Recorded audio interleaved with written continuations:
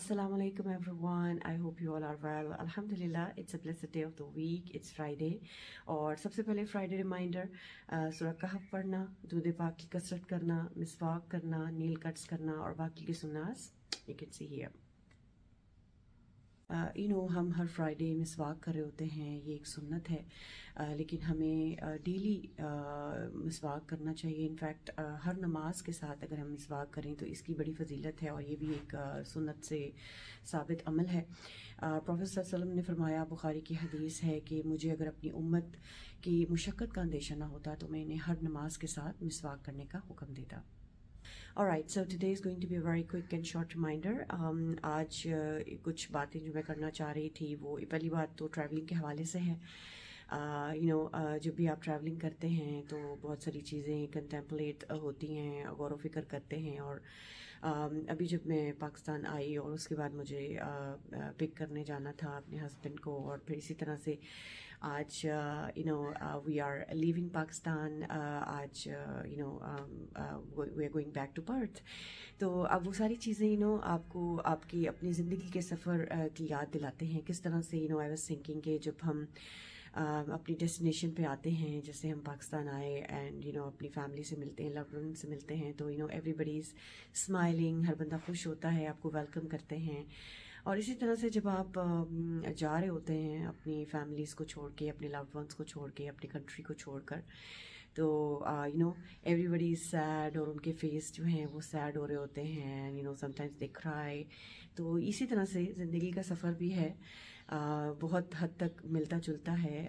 میں یہ سوچ رہی تھی کہ جب اس دنیا میں ہم آتے ہیں تو جو ہمارا برتھ ڈے ہوتا ہے، اس دن سب مسکرا رہے ہوتے ہیں، سب کے چہرے خوشی سے چمک رہے ہوتے ہیں کہ ایک نئی زندگی اس دنیا میں آئی ہے. And everybody they welcome the new soul اور اس دنیا میں. اور اس کے ساتھ ساتھ جب ہم اس دنیا سے جا رہے ہوتے ہیں اپنے لوڈ ونس کو چھوڑ کے، ہماری جب اس دنیا سے چلے جاتے ہیں تو سب سیڈ ہو رہے ہوتے ہیں. جب ڈپارچر کا ٹائم ہوتا ہے تو اسی طرح سے لوگ سیڈ ہو رہے ہوتے ہیں. تو یہ سفر ہمیں یہ ٹریولنگ میں جو آنا اور جانا، یہ ہمیں اپنی زندگی کے آنے جانے کا احساس دلاتا ہے.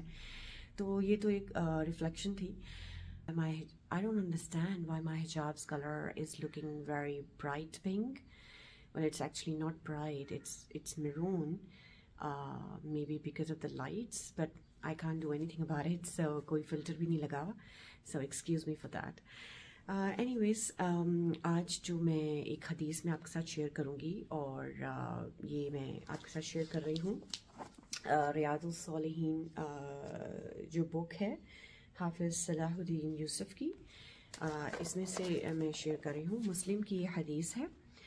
پروفیٹ صلی اللہ علیہ وسلم نے فرمایا، سبحان، تم کثرت سجود کو لازم پکڑ لو، اس لیے کہ تم جو بھی سجدہ کرو گے اللہ تعالیٰ اس کے ذریعے سے تمہارا ایک درجہ بلند کر دے گا اور تمہارا ایک گناہ اس کی وجہ سے معاف فرما دے گا.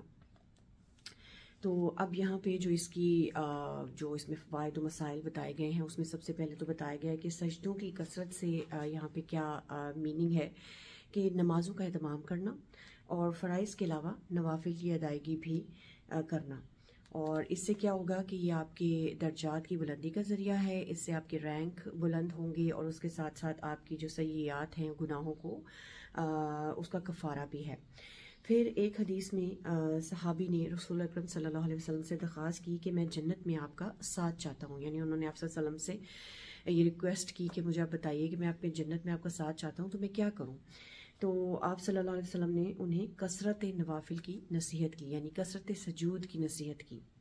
alright, so اسی بک میں سے میں ایک اور حدیث بھی شیئر کروں گی. یہ بخاری اور مسلم کی حدیث ہے.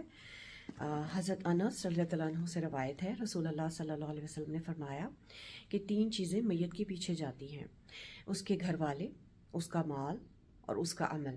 چنانچہ 2 چیزیں واپس آ جاتی ہیں اور ایک اس کے ساتھ باقی رہ جاتی ہیں. یعنی کہ اس کے گھر والے، اس کا مال، یہ واپس آ جاتے ہیں، اور اس کا جو عمل ہے اس کے ساتھ باقی رہ جاتا ہے. اور اس کی جو ایکسپلینیشن اس میں جو کی گئی ہے وہ کیا ہے کہ اس میں زیادہ تر جو امپورٹنس بتائی گئی ہے کہ وہ اس بارے میں کہ انسان کو زیادہ سے زیادہ عمل کرتے رہنا چاہیے، نیک اعمال کرتے رہنے چاہیے جو اس کے ساتھ قبر میں رہیں گے ہمیشہ اور انسان کا ساتھ کبھی نہیں چھوڑیں گے. اور آپ دیکھیں کہ جب سارے لوگ ساتھ چھوڑ جاتے ہیں قبر کی تنہائیوں میں، جو چیزیں ہمیں فائدہ دیں گی وہ نہ تو ہماری فیملی ہے اور نہ ہمارا مال ہے، بلکہ کیا چیز فائدہ دے گی؟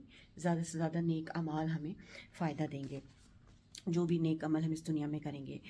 اور پھر اس کے ساتھ ساتھ اعمال صالح میں سے بھی ان اعمال کا انتخاب کرنا چاہیے جو کہ صدقہ جاریہ کے طور پر انسان کے مرنے کے بعد بھی فائدہ دیں اور ان کا ثواب جاری رہے.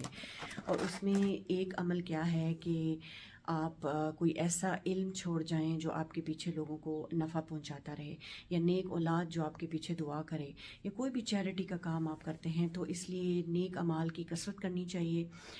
ہر طرح کے گڈ ڈیڈز اپنے نامہ اعمال میں جمع کرنے چاہیے.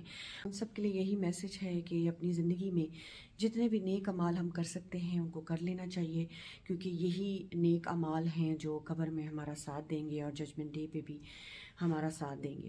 اور ہم ہر فرائیڈے کو سورہ کہف بھی پڑھتے ہیں، جو بھی ٹرانسلیشن کے ساتھ بھی تفسیر کے ساتھ بھی اس کو پڑھتے ہیں، تو اس میں ہمیں دنیا کی حقیقت کا احساس دلایا جاتا ہے. اور یہ آیت بھی ہمیں یہ احساس دلاتی ہے کہ یہ مال اور اولاد تو اس دنیا کی زینت ہیں، لیکن اصل جو چیزیں ہیں وہ نیک اعمال ہیں. وہ آیت میں آپ کے ساتھ شیئر بھی کروں گی.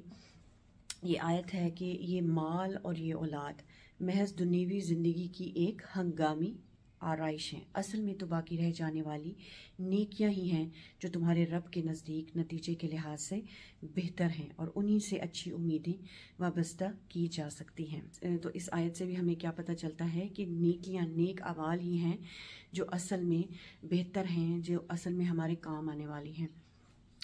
تو یہ آج ریمائنڈر تھا، اس پہ سوچیے گا، اس آیت پہ بھی ریفلیکٹ کریے گا. اور that was all for today, and I will see you with another reminder. Till then, take care of yourself. Assalamu alaikum.